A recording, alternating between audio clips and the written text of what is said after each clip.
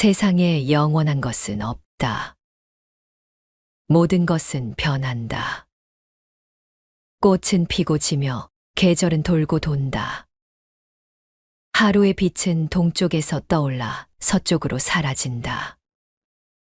젊음도 성공도 행복도 슬픔도 모두 지나가 버린다. 우리가 손에 쥐고 있다고 생각하는 것들도 실상은 모래알처럼 빠져나가고 있다. 모든 것은 흘러간다. 우리는 종종 붙잡고 싶은 것들이 있다.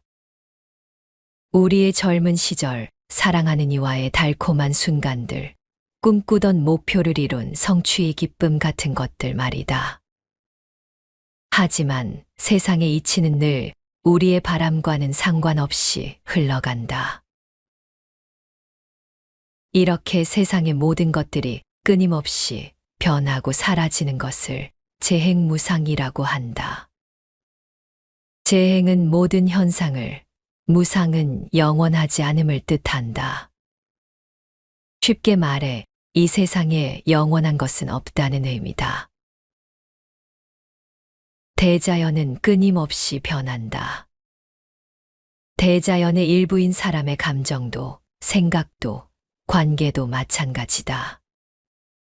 젊음도 늙어가고 건강도 약해지며 부와 명예도 시간 속에 녹아든다. 기쁨도 슬픔도 영원하지 않으며 고통스러운 순간도 결국은 지나간다. 이 덧없는 세상 속에서 우리는 어떻게 살아가야 할까? 무상을 깨닫는다는 것은 변화를 두려워하지 않는 것이다. 삶은 끊임없는 변화 속에서 의미를 찾는 여정이다. 우리는 종종 변화를 거부하며 잃지 않으려 애쓰고 붙잡으려 발버둥친다. 사랑하는 사람을 잃을까 두려워하고 재산이 줄어드는 것을 걱정하며 시간이 흘러가는 것에 아쉬움을 느낀다. 그러나 붙잡으려 하면 할수록 덧없음은 더 깊은 고통으로 우리를 밀어넣는다. 무상은 피할 수 없는 진리이기에 우리는 그것을 받아들이는 법을 배워야 한다. 붙잡지 마라. 그칠 줄 알아야 한다. 무상함을 인정하면 마음은 자유로워진다. 모든 것이 변한다는 사실은 모든 것이 영원히 지속되지 않는다는 의미이기도 하다. 지금의 고통도 슬픔도 언젠가는 지나갈 것이다. 삶의 굴곡 속에서 좌절할 때 이 무상의 진리를 떠올려 보라. 시간이 지나면 상처는 아물고 새로운 길이 열릴 것이다. 그 어떤 아픔도 그 어떤 기쁨도 영원하지 않다는 깨달음은 우리를 현재에 충실하게 한다. 무상함을 받아들인다는 것은 삶의 덧없음을 인정하면서도 매 순간을 소중히 여기는 것이다. 꽃이 곧 시들 것을 알지만 피어나는 순간의 아름다움을 만끽하지 않는 사람은 없다. 우리는 유한함 속에서 무한한 가치를 찾아야 한다. 사랑하는 사람과의 대화, 바람에 흔들리는 나뭇가지, 따뜻한 햇살 같은 작은 순간들이야말로 무상 속에서 빛나는 보석이다. 많은 사람들은 무상을 부정하며 끊임없이 무언가를 소유하려 한다. 그러나 진정한 소유란 무엇일까? 그것은 물질도 관계도 아닌 우리의 경험과 깨달음이다. 변화무쌍한 세상 속에서 물질적인 소유는 일시적일 뿐이다. 집을 잃을 수 있고 돈을 잃을 수 있다. 그러나 우리가 삶에서 얻은 교훈, 느꼈던 감정, 나누었던 사랑은 누구도 빼앗을 수 없다. 무상을 깨달을수록 우리는 외적인 소유가 아닌 내면의 충만함을 추구하게 된다. 모든 것은 변하고 그 변화 속에서 삶은 계속된다. 그러니 현재를 충실히 살아라. 내일은 올지 알 수 없으며 오늘의 순간은 다시 돌아오지 않는다. 소유가 아닌 깨달음을 추구하라. 진정한 가치는 내면에서 찾아야 한다. 물이 흐르는 강을 바라보라. 강물은 끊임없이 움직이고 같은 물방울이 같은 자리에 머무는 법은 없다. 그러나 그 강은 결코 사라지지 않는다. 무상함 속에서도 삶은 이어지고 그 안에서 우리는 새로운 의미를 발견할 수 있다.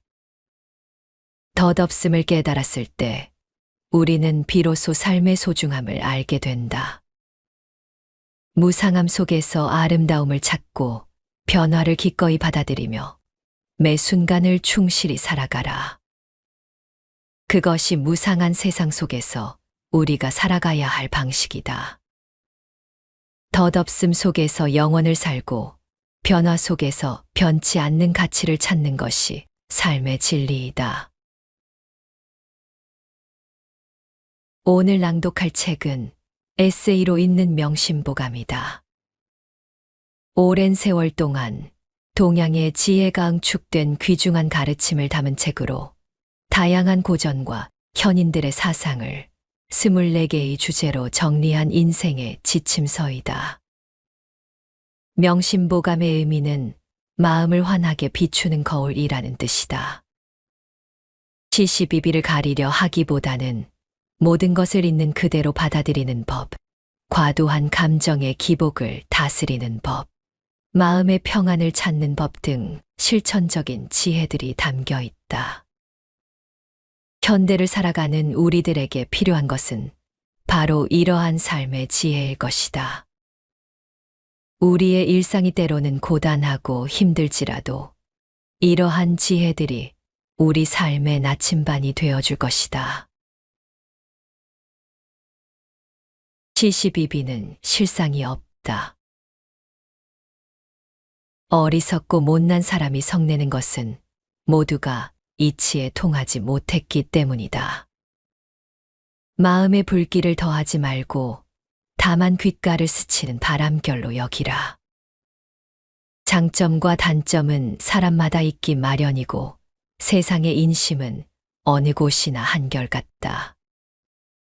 옳고 그른 것은 원래 실상이 없어 마침내는 모두가 다 부질없는 것이 된다. 왕이 현자에게 물었다. 가장 성질이 나쁜 동물은 무엇인가? 현자가 대답했다. 거친 녀석으로는 폭군이고 점잖은 녀석으로는 아첨꾼입니다. 우둔한 인간일수록 철면피한 폭력을 휘두르기 마련이고 못난 사람일수록 간에 붙고 쓸개에 붙기를 즐겨한다. 그들이 화를 내고 성내는 것은 정도로 살아가는 방법을 모르는 탓이다. 생각하고 행동하는 것들이 그들의 방식으로는 이치에 통하지 못하기 때문이다. 그들의 그런 행위 앞에서 그대는 차라리 못 본 척, 못 들은 척, 귓가를 스치는 바람처럼 여기면 그만이다. 그들을 상대로 마음의 불길을 더하다간 그대의 자신마저 태워버리게 된다. 시시비비는 실상이 없다. 장점과 단점은 사람마다 있기 마련이고 세상의 인심은 어느 곳이나 한결같다. 책은담에 나오는 말을 음미할 필요가 있다. 꾀꼬리 우는 소리는 아름답다 하고 개구리 우는 소리는 시끄럽다고 하는 것이 보통 인정이다. 아름답게 핀 꽃은 귀여워하고 잡초가 우거진 것은 보기 싫다고 뽑아버리는 것이 인정이다. 그러나 이는 모두 사람의 감정이 정한 것이지 대자연의 눈으로 본다면 꾀꼬리 울음소리나 개구리 울음소리나 모두 생명의 노래일 뿐이다.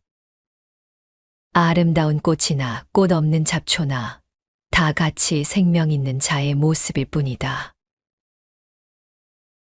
아직도 시시비비에 끌려다닐 필요가 있다고 생각하는가? 어리석고 못난 사람을 만나거든 비켜가면 그만이다. 다만 귓가를 스치는 바람결로 여기면 그만이다. 평범한 삶이 가장 아름답다. 아무 탈 없이 가난하게 살지언정 탈이 있으면서 부유하게 살지 마라. 차라리 아무 사고 없이 초가집에 살지언정 사고가 있으면서 고급 주택에 살지 마라. 차라리 아무 병 없이 거친 밥을 먹을지언정 병 있으면서 좋은 약을 먹지 마라. 어쩌면 약간의 고통과 근심은 누구에게나 필요한 것인지도 모른다. 바닥에 아무런 짐도 싣지 않은 배는 안전한 항해를 할 수 없는 것과 같은 이치다. 하미는 그의 비망록에서 이렇게 말했다. 나무가 허다한 고통을 겪은 후에는 열매 맺을 철이 오게 마련입니다. 겨울은 늘 봄 속에서 끝이 납니다. 돌이켜 생각해보자. 가난하게 산다는 것은 고통이다. 릴케의 말처럼 가난이 설령 우리의 내부로부터 솟아나는 위대한 빛이라 할지라도 가난하게 산다는 것은 고통이며 공포이다. 하지만 나무가 고통 후에 열매를 맺듯이 가난하게 살지언정 아무 탈 없이 사는 것이 가장 현명한 삶의 태도일 것이다. 마음이 편안하면 세상이 아름답다. 마음이 편안하면 초가집도 아늑하고 성품이 안정되면 나물국도 향기롭다. 러스키는 이 우주가 즐겁고 활락한 곳인가 혹은 슬프고 소란한 곳인가를 논의하지 말라고 했다. 내 마음에 따라 우주는 즐거운 보금자리가 될 수도 있고 슬픔과 괴로움에 가득 찬 구렁텅이도 될 수 있다.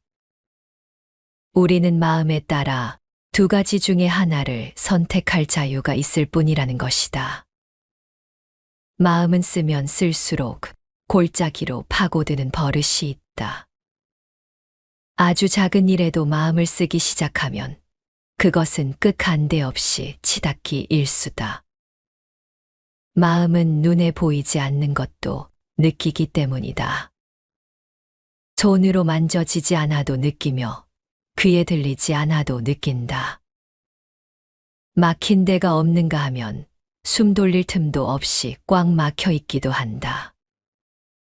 그래서 마음이 앞서면 발도 가볍지만 마음이 뒤뚱거리기 시작하면 모든 것이 혼란스럽다. 복경호우 비계라는 말이 있다.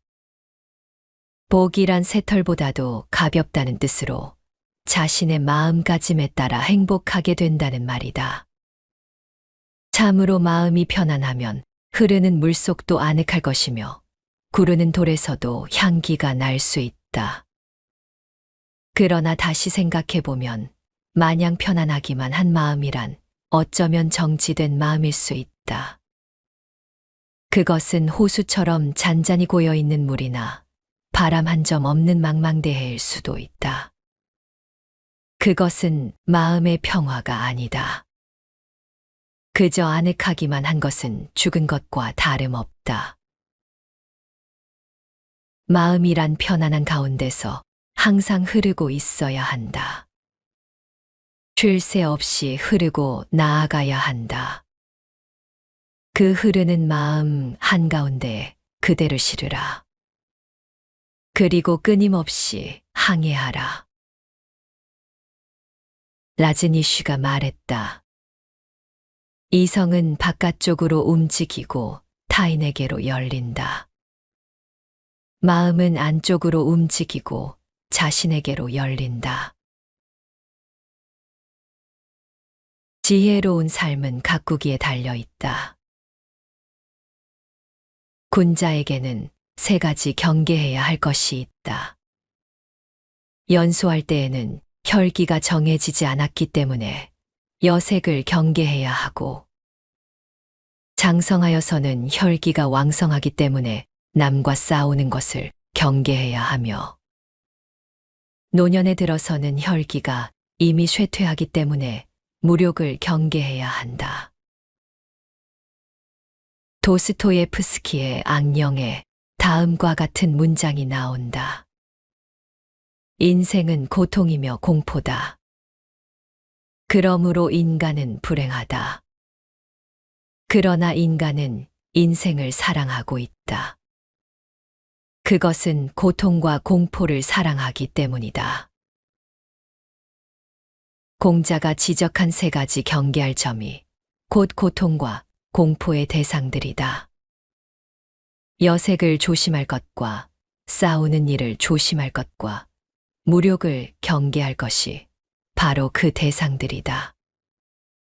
왜 여자를 밝히며 싸움질을 하며 무력을 탐하는 것일까? 인간이란 본성적으로 그것들을 원하기 때문이다.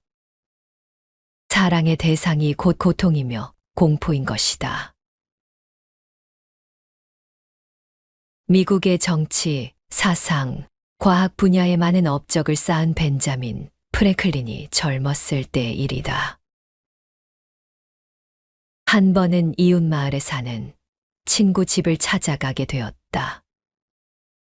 오랜만에 만난 친구와 한참 동안 이야기를 나누다가 자리에서 일어섰다. 해 지기 전에 집으로 돌아가기 위해서였다. 그때 친구가 벤자민의 손을 잡아 끌며 지름길을 알려주었다. 그는 친구의 말을 귀담아 듣고 평소에 다니던 길이 아닌 지름길로 발길을 돌렸다. 그 길은 꽤나 낯선 길이었다. 이런 길이 있었다니 하면서 그는 발걸음을 재촉했다. 그러다 저만치에 한 채의 집이 나타났다. 지붕이 유난히 낮아 보였지만 벤자민은 아무 생각 없이 그 집 처마 밑을 지나가려 했다. 그때 앞에서 걸어오던 한 노인이 소리쳤다. 이봐, 조심하게. 그러나 벤자민은 그 소리를 듣자마자 어딘가에 부딪혔고 곧 노인이 달려왔다. 그러고는 벤자민의 머리를 어루만지며 말했다. 내가 조심하라고 소리치지 않았나. 젊은이, 앞으로 세상을 살아갈 때는 머리를 자주 숙이게나. 머리를 숙일수록 부딪히는 일도 그만큼 적어질 걸세. 머리를 숙인다는 것은 겸허해진다는 것이다.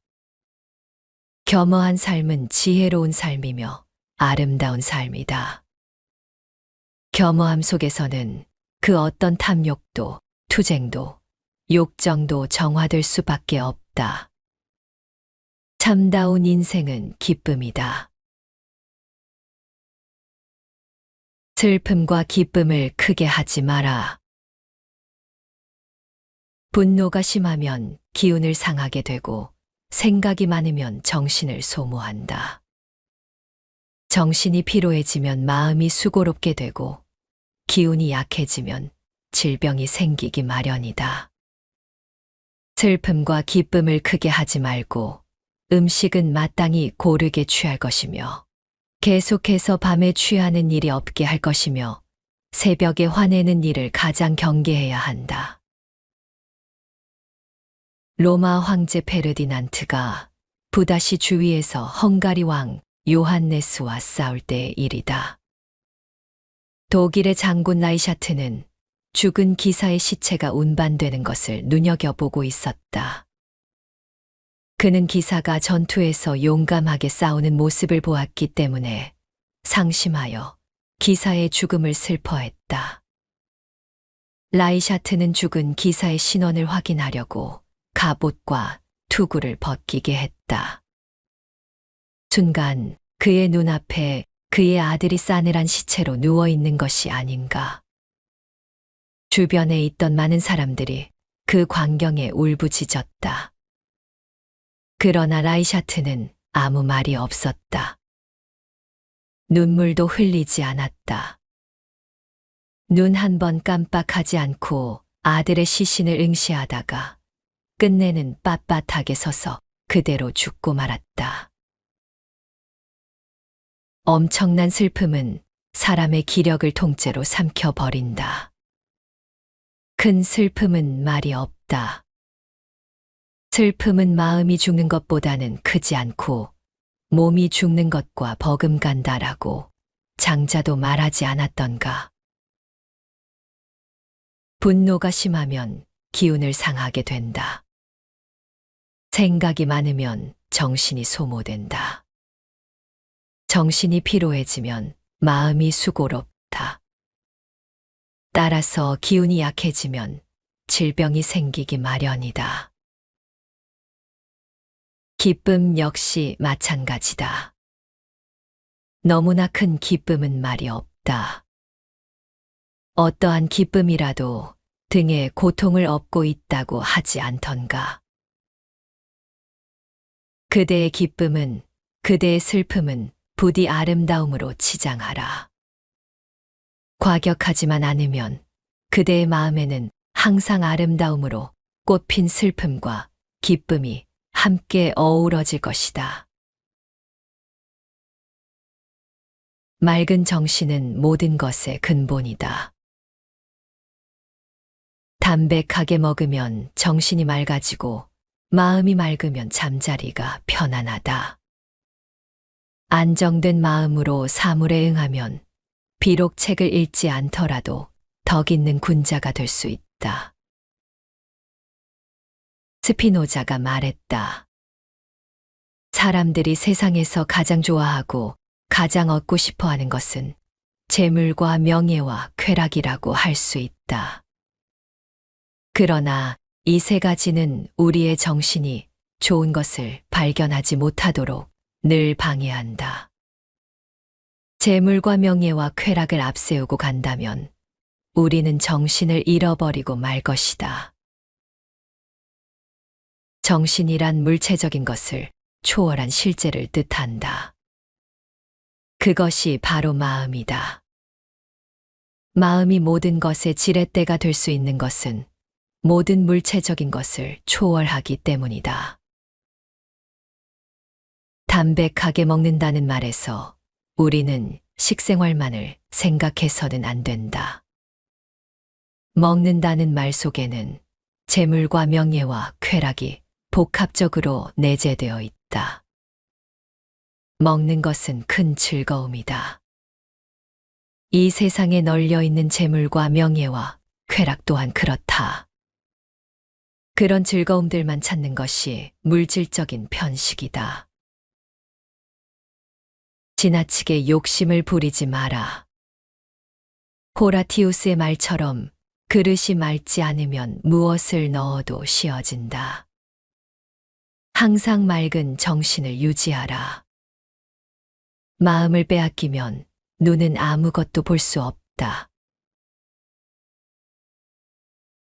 분노의 감정은 빨리 사귈수록 좋다. 분노를 사귀기를 불 끄듯이 하고 욕심 막기를 물 막듯이 하라. 여색 피하기를 원수 피하듯이 하고 바람 피하기를 화살 피하듯이 하라. 빈속에 차를 마시지 말고 한밤에는 밥을 적게 먹어야 한다. 분노야말로 어리석음의 표본과 같다. 노여움을 달랠 줄 알아야 한다. 노여워하는 자신을 억누르고 이겨내야 한다.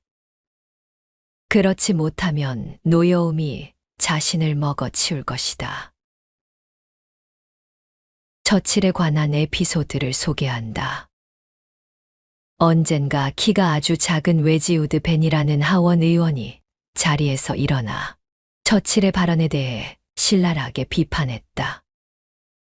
그러나 그는 너무 흥분해 있었기 때문에 무슨 말인지 도무지 알아들을 수가 없었다. 그의 발언이 끝나자 처칠은 기다렸다는 듯이 대꾸했다. 존경하는 웨지우드 벤 의원은 자신의 몸에 간직할 수 있는 이상의 화는 자제하길 바랍니다. 처칠의 품위 있는 위트가 돋보인다. 그는 벤 의원의 분노를 한마디 말로 여유있게 무시해버린 것이다. 미국 대통령을 역임한 제퍼슨은 이렇게 말했다. 화가 나거든 말하거나 행동으로 옮기기 전에 마음속으로 열을 세어라. 그래도 화가 안 풀리면 100까지 세어라. 그래도 안 되거든 1000까지 세어라. 말은 입 밖으로 나간다. 기뻐하고 노여워함은 마음속에 있고 말은 입 밖으로 나간다. 말할 때는 늘 자신을 조심하라. 경쟁자들과 함께 있을 때는 경계하기 위해, 다른 사람들과 있을 때는 자신의 위신을 지키기 위해 한마디 말을 내뱉기 전에 시간은 언제나 있다. 그러나 이미 쏟아버린 말은 돌이킬 수 없다. 말할 때는 유언을 하듯 하라. 말수가 적을수록 다툴 일도 적다. 비밀스러운 것은 항상 신의 채취 같은 신비로움을 지닌다. 말할 때 경솔한 자는 결국 승복당하고 만다. 발타자르 그라시안의 말이다. 삶의 지혜에 대한 그의 교훈은 대부분이 일상생활과 밀접해 있기 때문에 그의 교훈은 언제나 실리적이다. 구한서를 읽다 보면 경박자라는 말이 나온다. 언어와 행동이 경솔하고 천박한 사람을 일컫는 말이다. 우리는 그들의 행위를 일컬어 경거망동이라고 꼬집는다. 경솔한 말은 그 사람의 모든 것을 경솔한 것으로 만들어 버린다. 그것은 한 인간의 신뢰와도 깊이 연관되어 있다. 그래서 한마디의 경솔한 말은 그 사람의 신뢰도를 천길 낭떠러지로 떨어뜨리고 만다. 그뿐만이 아니다. 그 사람의 품격마저 떨어뜨린다. 신뢰도와 품격이 떨어지면 그 사람의 진실마저 의심받게 된다. 신중하지 못한 한마디의 말이 한 사람을 완전히 딴 사람으로 바꾸어 놓게 된다. 한마디 말을 하기 전에 시간은 언제나 있다. 생각하고 한 번 더 생각하고 다시 또 생각한 다음 말하라. 생각은 그대 마음속에 있다. 아무리 생각해도 밖으로 노출되지 않는다. 유태인이 즐겨 쓰는 말 중에 다음과 같은 것이 있다. 세상에는 구두와 비슷한 인간도 있다. 값이 싸면 쌀수록 크게 뻐걱거린다. 만족할 줄 알면 즐겁다. 만족할 줄 아는 사람은 빈천에도 즐겁지만 만족할 줄 모르는 사람은 부귀해도 근심한다. 신라 때 낭산 밑에 백결터 선생이란 분이 살았다. 백결은 집이 너무나 가난하여 옷가지를 누더기로 100군데나 기워 입은 데서 얻은 이름이다. 그는 모든 음악을 사랑했으며 특히 거문고를 잘 탔다. 어느 해 섣달금음이 되자 이웃집의 떡방아 찢는 소리를 듣고 그의 아내가 한숨을 쉬면서 말했다. 남들은 모두 저렇게 방아를 찢는데 우린 어쩌면 좋지요. 그러자 백결 선생이 달래듯 말했다. 부귀는 하늘에 달려 있으니 괜한 불평을 하면 무엇하겠소. 오늘은 거문고로 방아 찢는 소리를 내보일 테니 위안을 삼도록 하구려. 이것이야말로 괴로움 속에서 찾아낸 즐거움이다. 즐거움은 사람마다 그 모양을 달리하지만 만족할 줄 안다는 것에서는 모두가 똑같다. 석가모니가 말했다. 만족함을 모르는 사람은 부유해도 가난하며 만족함을 아는 사람은 가난하더라도 부유하다. 그칠 줄 알면 부끄러움이 없다. 만족할 줄 알아서 언제나 만족하면 평생 욕되지 않는다. 그칠 줄을 알아서 그치게 되면 평생토록 부끄러움이 없다. 사람은 자기가 행복해지기보다 남에게 행복하게 보이기를 원한다. 남에게 행복하게 보이려고 애쓰지 않는다면 스스로 만족하기란 그다지 힘든 일은 아니다. 만족이 바로 행복이기 때문이다.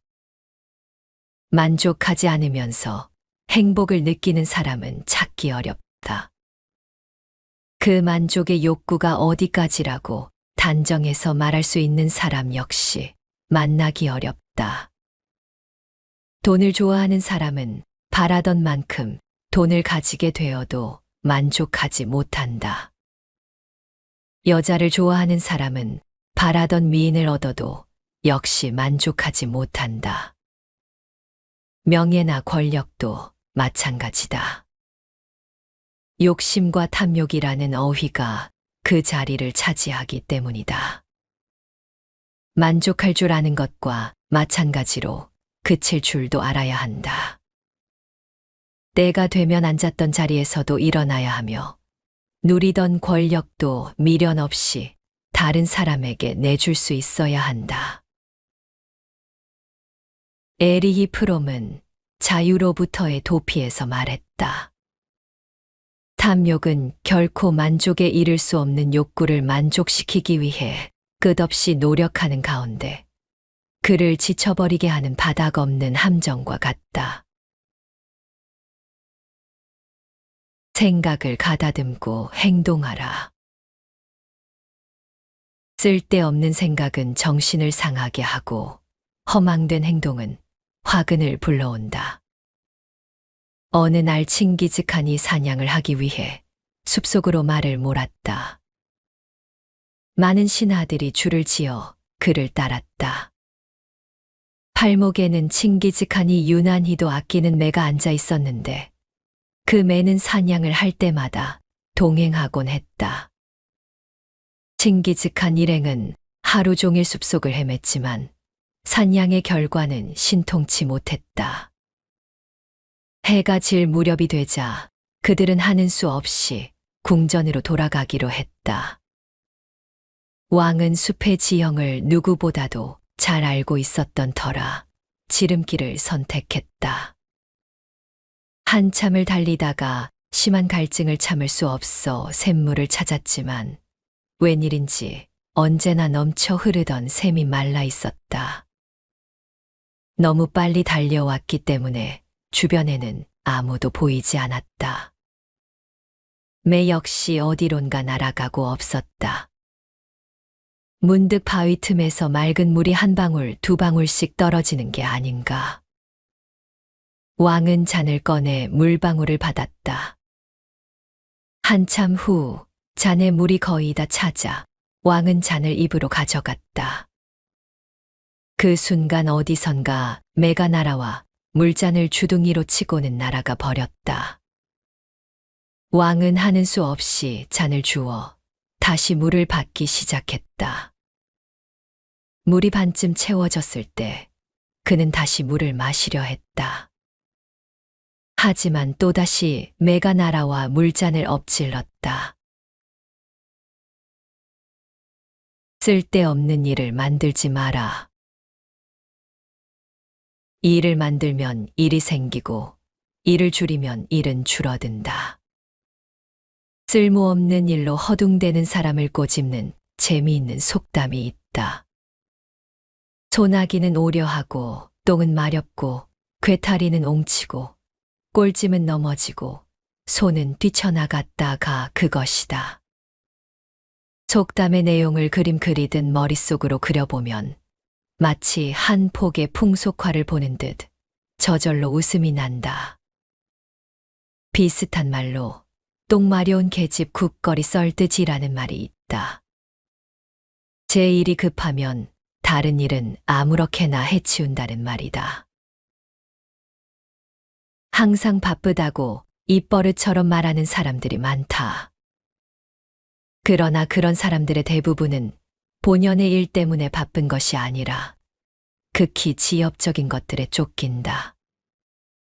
일을 줄이려 하지 않고 끊임없이 만들어낸다.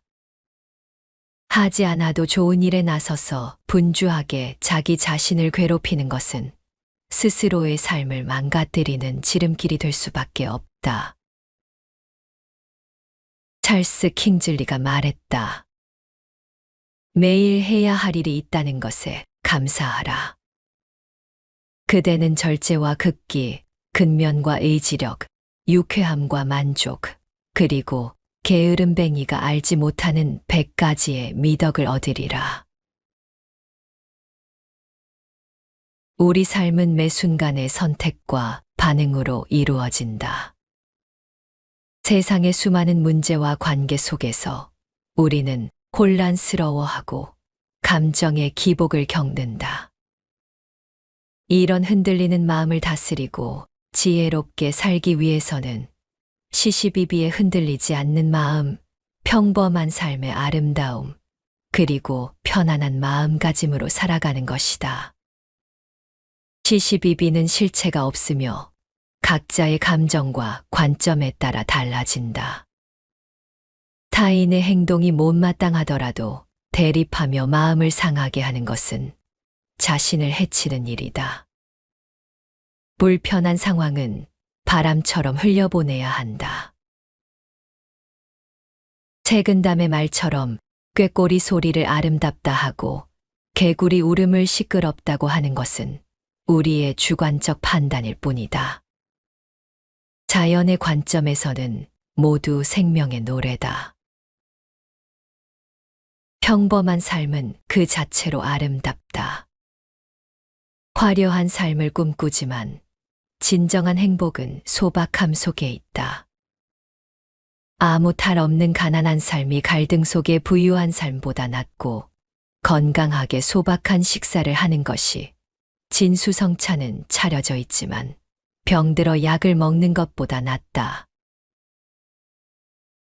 고난은 우리를 성장시키는 자양분이다. 마음의 평안은 모든 것을 아름답게 만든다. 편안한 마음이면 초가집도 아늑하고 나물국도 맛있다. 우리의 마음이 세상을 천국으로도 지옥으로도 만들 수 있다. 불필요한 생각을 버리고 자연스러운 마음의 흐름을 따르는 것이 중요하다. 지혜로운 삶은 자기 성찰과 절제에서 시작된다. 혈기왕성할 때는 분노를, 노년에는 무력을 경계해야 한다. 삶은 끊임없이 흘러가는 강물과 같다. 그 강물은 끊임없이 변화하지만 결국 바다에 이르는 길을 잃지 않는다. 우리의 삶도 마찬가지다. 시시비비에 흔들리지 않고 평범함 속에서 기쁨을 찾으며 마음의 평온을 유지한다면 우리는 삶의 본질을 잃지 않고 살 수 있을 것이다. 지금 이 순간을 온전히 받아들이고 매 순간을 소중히 여기는 삶. 그것이야말로 명심보감이 알려주는 진정 지혜로운 삶의 길이다.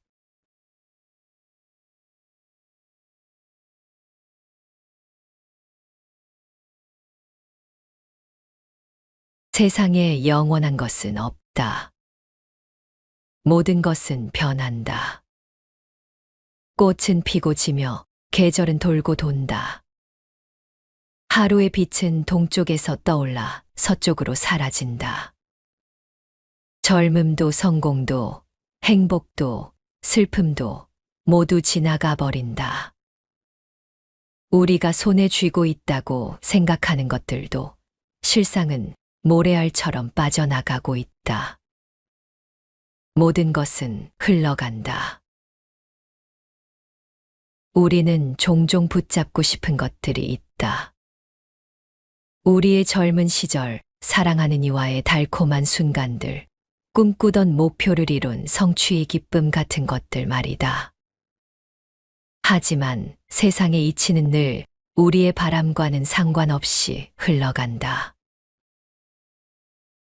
이렇게 세상의 모든 것들이 끊임없이 변하고 사라지는 것을 재행무상이라고 한다.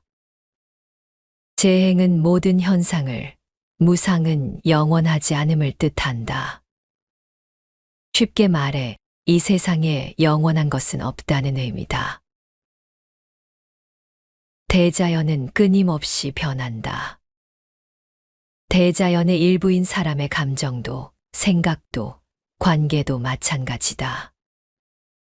젊음도 늙어가고 건강도 약해지며 부와 명예도 시간 속에 녹아든다. 기쁨도 슬픔도 영원하지 않으며 고통스러운 순간도 결국은 지나간다. 이 덧없는 세상 속에서 우리는 어떻게 살아가야 할까? 무상을 깨닫는다는 것은 변화를 두려워하지 않는 것이다. 삶은 끊임없는 변화 속에서 의미를 찾는 여정이다. 우리는 종종 변화를 거부하며 잃지 않으려 애쓰고 붙잡으려 발버둥친다. 사랑하는 사람을 잃을까 두려워하고 재산이 줄어드는 것을 걱정하며 시간이 흘러가는 것에 아쉬움을 느낀다. 그러나 붙잡으려 하면 할수록 덧없음은 더 깊은 고통으로 우리를 밀어넣는다. 무상은 피할 수 없는 진리이기에 우리는 그것을 받아들이는 법을 배워야 한다. 붙잡지 마라. 그칠 줄 알아야 한다. 무상함을 인정하면 마음은 자유로워진다. 모든 것이 변한다는 사실은 모든 것이 영원히 지속되지 않는다는 의미이기도 하다. 지금의 고통도 슬픔도 언젠가는 지나갈 것이다. 삶의 굴곡 속에서 좌절할 때 이 무상의 진리를 떠올려 보라. 시간이 지나면 상처는 아물고 새로운 길이 열릴 것이다. 그 어떤 아픔도 그 어떤 기쁨도 영원하지 않다는 깨달음은 우리를 현재에 충실하게 한다. 무상함을 받아들인다는 것은 삶의 덧없음을 인정하면서도 매 순간을 소중히 여기는 것이다. 꽃이 곧 시들 것을 알지만 피어나는 순간의 아름다움을 만끽하지 않는 사람은 없다. 우리는 유한함 속에서 무한한 가치를 찾아야 한다. 사랑하는 사람과의 대화, 바람에 흔들리는 나뭇가지, 따뜻한 햇살 같은 작은 순간들이야말로 무상 속에서 빛나는 보석이다. 많은 사람들은 무상을 부정하며 끊임없이 무언가를 소유하려 한다. 그러나 진정한 소유란 무엇일까? 그것은 물질도 관계도 아닌 우리의 경험과 깨달음이다.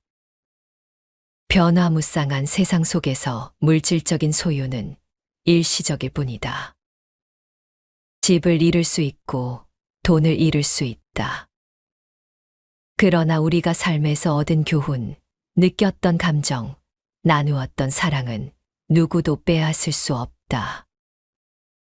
무상을 깨달을수록 우리는 외적인 소유가 아닌 내면의 충만함을 추구하게 된다. 모든 것은 변하고 그 변화 속에서 삶은 계속된다. 그러니 현재를 충실히 살아라. 내일은 올지 알 수 없으며 오늘의 순간은 다시 돌아오지 않는다.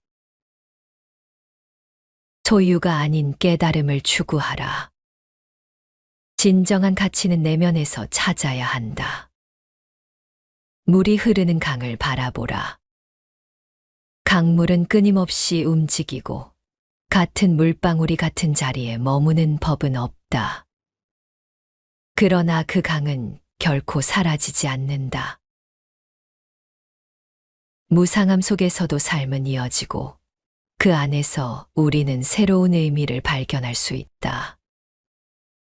덧없음을 깨달았을 때 우리는 비로소 삶의 소중함을 알게 된다. 무상함 속에서 아름다움을 찾고 변화를 기꺼이 받아들이며 매 순간을 충실히 살아가라. 그것이 무상한 세상 속에서 우리가 살아가야 할 방식이다. 덧없음 속에서 영혼을 살고 변화 속에서 변치 않는 가치를 찾는 것이 삶의 진리이다. 오늘 낭독할 책은 에세이로 있는 명심보감이다. 오랜 세월 동안 동양의 지혜가 응축된 귀중한 가르침을 담은 책으로 다양한 고전과 현인들의 사상을 24개의 주제로 정리한 인생의 지침서이다. 명심보감의 의미는 마음을 환하게 비추는 거울이라는 뜻이다. 시시비비를 가리려 하기보다는 모든 것을 있는 그대로 받아들이는 법, 과도한 감정의 기복을 다스리는 법, 마음의 평안을 찾는 법 등 실천적인 지혜들이 담겨 있다. 현대를 살아가는 우리들에게 필요한 것은 바로 이러한 삶의 지혜일 것이다. 우리의 일상이 때로는 고단하고 힘들지라도 이러한 지혜들이 우리 삶의 나침반이 되어줄 것이다. 시시비비는 실상이 없다. 어리석고 못난 사람이 성내는 것은 모두가 이치에 통하지 못했기 때문이다. 마음의 불길을 더하지 말고 다만 귓가를 스치는 바람결로 여기라. 장점과 단점은 사람마다 있기 마련이고 세상의 인심은 어느 곳이나 한결같다. 옳고 그른 것은 원래 실상이 없어 마침내는 모두가 다 부질없는 것이 된다. 왕이 현자에게 물었다. 가장 성질이 나쁜 동물은 무엇인가? 현자가 대답했다. 거친 녀석으로는 폭군이고 점잖은 녀석으로는 아첨꾼입니다. 우둔한 인간일수록 철면피한 폭력을 휘두르기 마련이고 못난 사람일수록 간에 붙고 쓸개에 붙기를 즐겨한다. 그들이 화를 내고 성내는 것은 정도로 살아가는 방법을 모르는 탓이다. 생각하고 행동하는 것들이 그들의 방식으로는 이치에 통하지 못하기 때문이다. 그들의 그런 행위 앞에서 그대는 차라리 못 본 척, 못 들은 척, 귓가를 스치는 바람처럼 여기면 그만이다. 그들을 상대로 마음의 불길을 더하다간 그대의 자신마저 태워버리게 된다. 시시비비는 실상이 없다. 장점과 단점은 사람마다 있기 마련이고 세상의 인심은 어느 곳이나 한결같다. 책은담에 나오는 말을 음미할 필요가 있다. 꾀꼬리 우는 소리는 아름답다 하고 개구리 우는 소리는 시끄럽다고 하는 것이 보통 인정이다. 아름답게 핀 꽃은 귀여워하고 잡초가 우거진 것은 보기 싫다고 뽑아버리는 것이 인정이다. 그러나 이는 모두 사람의 감정이 정한 것이지 대자연의 눈으로 본다면 꾀꼬리 울음소리나 개구리 울음소리나 모두 생명의 노래일 뿐이다. 아름다운 꽃이나 꽃 없는 잡초나 다 같이 생명 있는 자의 모습일 뿐이다. 아직도 시시비비에 끌려다닐 필요가 있다고 생각하는가? 어리석고 못난 사람을 만나거든 비켜가면 그만이다. 다만 귓가를 스치는 바람결로 여기면 그만이다. 평범한 삶이 가장 아름답다. 아무 탈 없이 가난하게 살지언정 탈이 있으면서 부유하게 살지 마라. 차라리 아무 사고 없이 초가집에 살지언정 사고가 있으면서 고급 주택에 살지 마라. 차라리 아무 병 없이 거친 밥을 먹을지언정 병 있으면서 좋은 약을 먹지 마라. 어쩌면 약간의 고통과 근심은 누구에게나 필요한 것인지도 모른다. 바닥에 아무런 짐도 싣지 않은 배는 안전한 항해를 할 수 없는 것과 같은 이치다. 하미는 그의 비망록에서 이렇게 말했다. 나무가 허다한 고통을 겪은 후에는 열매 맺을 철이 오게 마련입니다. 겨울은 늘 봄 속에서 끝이 납니다. 돌이켜 생각해보자. 가난하게 산다는 것은 고통이다. 릴케의 말처럼 가난이 설령 우리의 내부로부터 솟아나는 위대한 빛이라 할지라도 가난하게 산다는 것은 고통이며 공포이다. 하지만 나무가 고통 후에 열매를 맺듯이 가난하게 살지언정 아무 탈 없이 사는 것이 가장 현명한 삶의 태도일 것이다. 마음이 편안하면 세상이 아름답다. 마음이 편안하면 초가집도 아늑하고 성품이 안정되면 나물국도 향기롭다. 러스키는 이 우주가 즐겁고 활락한 곳인가 혹은 슬프고 소란한 곳인가를 논의하지 말라고 했다. 내 마음에 따라 우주는 즐거운 보금자리가 될 수도 있고 슬픔과 괴로움에 가득 찬 구렁텅이도 될 수 있다. 우리는 마음에 따라 두 가지 중에 하나를 선택할 자유가 있을 뿐이라는 것이다. 마음은 쓰면 쓸수록 골짜기로 파고드는 버릇이 있다. 아주 작은 일에도 마음을 쓰기 시작하면 그것은 끝간데 없이 치닫기 일수다. 마음은 눈에 보이지 않는 것도 느끼기 때문이다. 손으로 만져지지 않아도 느끼며 귀에 들리지 않아도 느낀다. 막힌 데가 없는가 하면 숨 돌릴 틈도 없이 꽉 막혀 있기도 한다. 그래서 마음이 앞서면 발도 가볍지만 마음이 뒤뚱거리기 시작하면 모든 것이 혼란스럽다. 복경호우 비계라는 말이 있다. 복이란 새털보다도 가볍다는 뜻으로 자신의 마음가짐에 따라 행복하게 된다는 말이다. 참으로 마음이 편안하면 흐르는 물속도 아늑할 것이며 구르는 돌에서도 향기가 날 수 있다.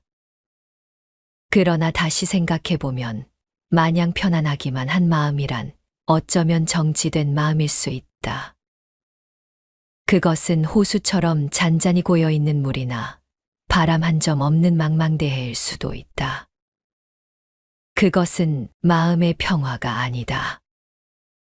그저 아늑하기만 한 것은 죽은 것과 다름없다. 마음이란 편안한 가운데서 항상 흐르고 있어야 한다.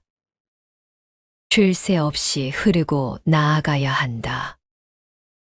그 흐르는 마음 한가운데 그대를 실으라. 그리고 끊임없이 항해하라. 라즈니쉬가 말했다. 이성은 바깥쪽으로 움직이고 타인에게로 열린다. 마음은 안쪽으로 움직이고 자신에게로 열린다. 지혜로운 삶은 가꾸기에 달려 있다. 군자에게는 세 가지 경계해야 할 것이 있다.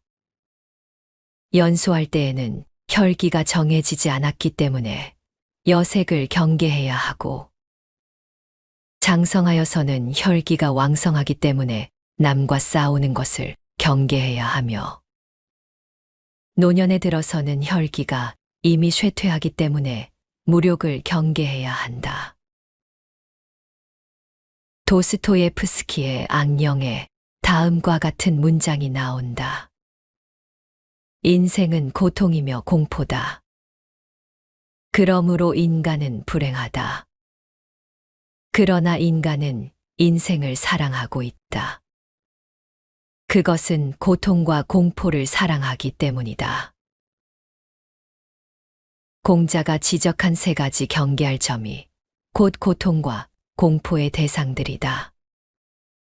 여색을 조심할 것과 싸우는 일을 조심할 것과 무력을 경계할 것이 바로 그 대상들이다. 왜 여자를 밝히며 싸움질을 하며 무력을 탐하는 것일까? 인간이란 본성적으로 그것들을 원하기 때문이다. 사랑의 대상이 곧 고통이며 공포인 것이다. 미국의 정치, 사상, 과학 분야에 많은 업적을 쌓은 벤자민 프랭클린이 젊었을 때의 일이다. 한 번은 이웃 마을에 사는 친구 집을 찾아가게 되었다. 오랜만에 만난 친구와 한참 동안 이야기를 나누다가 자리에서 일어섰다. 해 지기 전에 집으로 돌아가기 위해서였다. 그때 친구가 벤자민의 손을 잡아 끌며 지름길을 알려주었다. 그는 친구의 말을 귀담아 듣고 평소에 다니던 길이 아닌 지름길로 발길을 돌렸다. 그 길은 꽤나 낯선 길이었다. 이런 길이 있었다니 하면서 그는 발걸음을 재촉했다. 그러다 저만치에 한 채의 집이 나타났다. 지붕이 유난히 낮아 보였지만 벤자민은 아무 생각 없이 그 집 처마 밑을 지나가려 했다. 그때 앞에서 걸어오던 한 노인이 소리쳤다. 이봐, 조심하게. 그러나 벤자민은 그 소리를 듣자마자 어딘가에 부딪혔고 곧 노인이 달려왔다. 그러고는 벤자민의 머리를 어루만지며 말했다. 내가 조심하라고 소리치지 않았나. 젊은이, 앞으로 세상을 살아갈 때는 머리를 자주 숙이게나. 머리를 숙일수록 부딪히는 일도 그만큼 적어질 걸세. 머리를 숙인다는 것은 겸허해진다는 것이다. 겸허한 삶은 지혜로운 삶이며 아름다운 삶이다. 겸허함 속에서는 그 어떤 탐욕도, 투쟁도, 욕정도 정화될 수밖에 없다. 참다운 인생은 기쁨이다. 슬픔과 기쁨을 크게 하지 마라. 분노가 심하면 기운을 상하게 되고 생각이 많으면 정신을 소모한다. 정신이 피로해지면 마음이 수고롭게 되고 기운이 약해지면 질병이 생기기 마련이다. 슬픔과 기쁨을 크게 하지 말고 음식은 마땅히 고르게 취할 것이며 계속해서 밤에 취하는 일이 없게 할 것이며 새벽에 화내는 일을 가장 경계해야 한다. 로마 황제 페르디난트가 부다시 주위에서 헝가리 왕 요한네스와 싸울 때의 일이다. 독일의 장군 라이샤트는 죽은 기사의 시체가 운반되는 것을 눈여겨보고 있었다. 그는 기사가 전투에서 용감하게 싸우는 모습을 보았기 때문에 상심하여 기사의 죽음을 슬퍼했다. 라이샤트는 죽은 기사의 신원을 확인하려고 갑옷과 투구를 벗기게 했다. 순간 그의 눈앞에 그의 아들이 싸늘한 시체로 누워있는 것이 아닌가. 주변에 있던 많은 사람들이 그 광경에 울부짖었다. 그러나 라이샤트는 아무 말이 없었다. 눈물도 흘리지 않았다. 눈 한 번 깜빡하지 않고 아들의 시신을 응시하다가 끝내는 빳빳하게 서서 그대로 죽고 말았다. 엄청난 슬픔은 사람의 기력을 통째로 삼켜버린다. 큰 슬픔은 말이 없다. 슬픔은 마음이 죽는 것보다는 크지 않고 몸이 죽는 것과 버금간다라고 장자도 말하지 않았던가. 분노가 심하면 기운을 상하게 된다. 생각이 많으면 정신이 소모된다. 정신이 피로해지면 마음이 수고롭다. 따라서 기운이 약해지면 질병이 생기기 마련이다. 기쁨 역시 마찬가지다. 너무나 큰 기쁨은 말이 없다. 어떠한 기쁨이라도 등에 고통을 업고 있다고 하지 않던가. 그대의 기쁨은, 그대의 슬픔은 부디 아름다움으로 치장하라. 과격하지만 않으면 그대의 마음에는 항상 아름다움으로 꽃핀 슬픔과 기쁨이 함께 어우러질 것이다. 맑은 정신은 모든 것의 근본이다. 담백하게 먹으면 정신이 맑아지고 마음이 맑으면 잠자리가 편안하다. 안정된 마음으로 사물에 응하면 비록 책을 읽지 않더라도 덕 있는 군자가 될 수 있다. 스피노자가 말했다. 사람들이 세상에서 가장 좋아하고 가장 얻고 싶어 하는 것은 재물과 명예와 쾌락이라고 할 수 있다. 그러나 이 세 가지는 우리의 정신이 좋은 것을 발견하지 못하도록 늘 방해한다. 재물과 명예와 쾌락을 앞세우고 간다면 우리는 정신을 잃어버리고 말 것이다. 정신이란 물체적인 것을 초월한 실제를 뜻한다. 그것이 바로 마음이다. 마음이 모든 것의 지렛대가 될 수 있는 것은 모든 물체적인 것을 초월하기 때문이다. 담백하게 먹는다는 말에서 우리는 식생활만을 생각해서는 안 된다. 먹는다는 말 속에는 재물과 명예와 쾌락이 복합적으로 내재되어 있다. 먹는 것은 큰 즐거움이다. 이 세상에 널려 있는 재물과 명예와 쾌락 또한 그렇다. 그런 즐거움들만 찾는 것이 물질적인 편식이다. 지나치게 욕심을 부리지 마라. 호라티우스의 말처럼 그릇이 맑지 않으면 무엇을 넣어도 씌어진다. 항상 맑은 정신을 유지하라. 마음을 빼앗기면 눈은 아무것도 볼 수 없다. 분노의 감정은 빨리 사귈수록 좋다. 분노를 사귀기를 불 끄듯이 하고 욕심 막기를 물 막듯이 하라.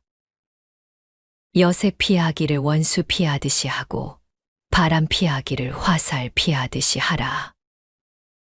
빈속에 차를 마시지 말고 한밤에는 밥을 적게 먹어야 한다. 분노야말로 어리석음의 표본과 같다. 노여움을 달랠 줄 알아야 한다. 노여워하는 자신을 억누르고 이겨내야 한다. 그렇지 못하면 노여움이 자신을 먹어치울 것이다. 처칠에 관한 에피소드를 소개한다. 언젠가 키가 아주 작은 웨지우드 벤이라는 하원 의원이 자리에서 일어나 처칠의 발언에 대해 신랄하게 비판했다. 그러나 그는 너무 흥분해 있었기 때문에 무슨 말인지 도무지 알아들을 수가 없었다. 그의 발언이 끝나자 처칠은 기다렸다는 듯이 대꾸했다. 존경하는 웨지우드 벤 의원은 자신의 몸에 간직할 수 있는 이상의 화는 자제하길 바랍니다. 처칠의 품이 있는 위트가 돋보인다. 그는 벤 의원의 분노를 한마디 말로 여유 있게 무시해버린 것이다. 미국 대통령을 역임한 제퍼슨은 이렇게 말했다. 화가 나거든 말하거나 행동으로 옮기기 전에 마음속으로 열을 세어라. 그래도 화가 안 풀리면 100까지 세어라. 그래도 안 되거든 1000까지 세어라. 말은 입 밖으로 나간다. 기뻐하고 노여워함은 마음속에 있고 말은 입 밖으로 나간다. 말할 때는 늘 자신을 조심하라. 경쟁자들과 함께 있을 때는 경계하기 위해, 다른 사람들과 있을 때는 자신의 위신을 지키기 위해 한마디 말을 내뱉기 전에 시간은 언제나 있다. 그러나 이미 쏟아버린 말은 돌이킬 수 없다. 말할 때는 유언을 하듯 하라. 말수가 적을수록 다툴 일도 적다. 비밀스러운 것은 항상 신의 채취 같은 신비로움을 지닌다.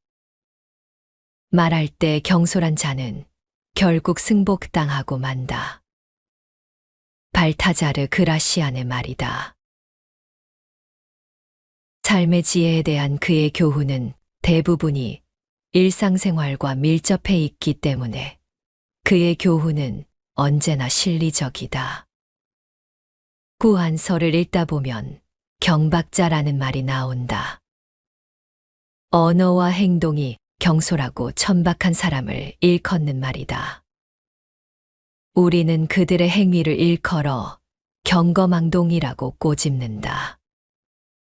경솔한 말은 그 사람의 모든 것을 경솔한 것으로 만들어 버린다.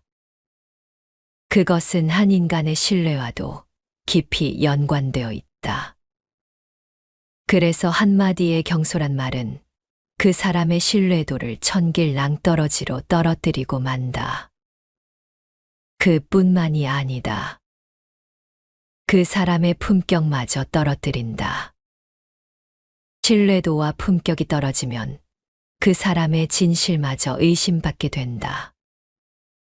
신중하지 못한 한마디의 말이 한 사람을 완전히 딴 사람으로 바꾸어 놓게 된다.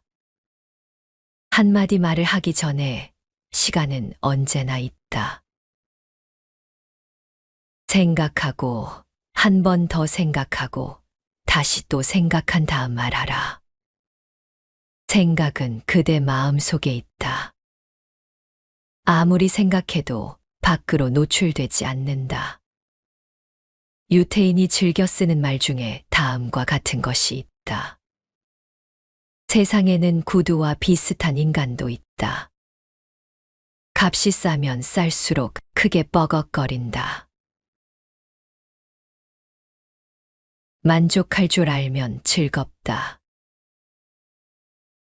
만족할 줄 아는 사람은 빈천에도 즐겁지만 만족할 줄 모르는 사람은 부귀해도 근심한다. 신라 때 낭산 밑에 백결터 선생이란 분이 살았다. 백결은 집이 너무나 가난하여 옷가지를 누더기로 100군데나 기워 입은 데서 얻은 이름이다. 그는 모든 음악을 사랑했으며 특히 거문고를 잘 탔다. 어느 해 섣달금음이 되자 이웃집의 떡방아 찢는 소리를 듣고 그의 아내가 한숨을 쉬면서 말했다. 남들은 모두 저렇게 방아를 찢는데 우린 어쩌면 좋지요. 그러자 백결 선생이 달래듯 말했다. 부귀는 하늘에 달려 있으니 괜한 불평을 하면 무엇하겠소. 오늘은 검은고로 방아 찢는 소리를 내보일 테니 위안을 삼도록 하구려. 이것이야말로 괴로움 속에서 찾아낸 즐거움이다. 즐거움은 사람마다 그 모양을 달리하지만 만족할 줄 안다는 것에서는 모두가 똑같다. 석가모니가 말했다. 만족함을 모르는 사람은 부유해도 가난하며 만족함을 아는 사람은 가난하더라도 부유하다. 그칠 줄 알면 부끄러움이 없다. 만족할 줄 알아서 언제나 만족하면 평생 욕되지 않는다. 그칠 줄을 알아서 그치게 되면 평생토록 부끄러움이 없다. 사람은 자기가 행복해지기보다 남에게 행복하게 보이기를 원한다. 남에게 행복하게 보이려고 애쓰지 않는다면 스스로 만족하기란 그다지 힘든 일은 아니다. 만족이 바로 행복이기 때문이다. 만족하지 않으면서 행복을 느끼는 사람은 찾기 어렵다. 그 만족의 욕구가 어디까지라고 단정해서 말할 수 있는 사람 역시 만나기 어렵다. 돈을 좋아하는 사람은 바라던 만큼 돈을 가지게 되어도 만족하지 못한다. 여자를 좋아하는 사람은 바라던 미인을 얻어도 역시 만족하지 못한다. 명예나 권력도 마찬가지다. 욕심과 탐욕이라는 어휘가 그 자리를 차지하기 때문이다. 만족할 줄 아는 것과 마찬가지로 그칠 줄도 알아야 한다. 때가 되면 앉았던 자리에서도 일어나야 하며 누리던 권력도 미련 없이 다른 사람에게 내줄 수 있어야 한다. 에리히 프롬은 자유로부터의 도피에서 말했다. 탐욕은 결코 만족에 이를 수 없는 욕구를 만족시키기 위해 끝없이 노력하는 가운데 그를 지쳐버리게 하는 바닥 없는 함정과 같다. 생각을 가다듬고 행동하라. 쓸데없는 생각은 정신을 상하게 하고 허망된 행동은 화근을 불러온다. 어느 날 칭기즈칸이 사냥을 하기 위해 숲속으로 말을 몰았다. 많은 신하들이 줄을 지어 그를 따랐다. 팔목에는 칭기즈칸이 유난히도 아끼는 매가 앉아 있었는데 그 매는 사냥을 할 때마다 동행하곤 했다. 칭기즈칸 일행은 하루 종일 숲속을 헤맸지만 사냥의 결과는 신통치 못했다. 해가 질 무렵이 되자 그들은 하는 수 없이 궁전으로 돌아가기로 했다. 왕은 숲의 지형을 누구보다도 잘 알고 있었던 터라 지름길을 선택했다. 한참을 달리다가 심한 갈증을 참을 수 없어 샘물을 찾았지만 웬일인지 언제나 넘쳐 흐르던 샘이 말라 있었다. 너무 빨리 달려왔기 때문에 주변에는 아무도 보이지 않았다. 매 역시 어디론가 날아가고 없었다. 문득 바위 틈에서 맑은 물이 한 방울 두 방울씩 떨어지는 게 아닌가. 왕은 잔을 꺼내 물방울을 받았다. 한참 후 잔에 물이 거의 다 차자 왕은 잔을 입으로 가져갔다. 그 순간 어디선가 매가 날아와 물잔을 주둥이로 치고는 날아가 버렸다. 왕은 하는 수 없이 잔을 주워 다시 물을 받기 시작했다. 물이 반쯤 채워졌을 때 그는 다시 물을 마시려 했다. 하지만 또다시 매가 날아와 물잔을 엎질렀다. 쓸데없는 일을 만들지 마라. 일을 만들면 일이 생기고 일을 줄이면 일은 줄어든다. 쓸모없는 일로 허둥대는 사람을 꼬집는 재미있는 속담이 있다. 소나기는 오려하고 똥은 마렵고 괴타리는 옹치고 꼴찜은 넘어지고 소는 뛰쳐나갔다가 그것이다. 속담의 내용을 그림 그리듯 머릿속으로 그려보면 마치 한 폭의 풍속화를 보는 듯 저절로 웃음이 난다. 비슷한 말로 똥 마려운 계집 국거리 썰듯이라는 말이 있다. 제 일이 급하면 다른 일은 아무렇게나 해치운다는 말이다.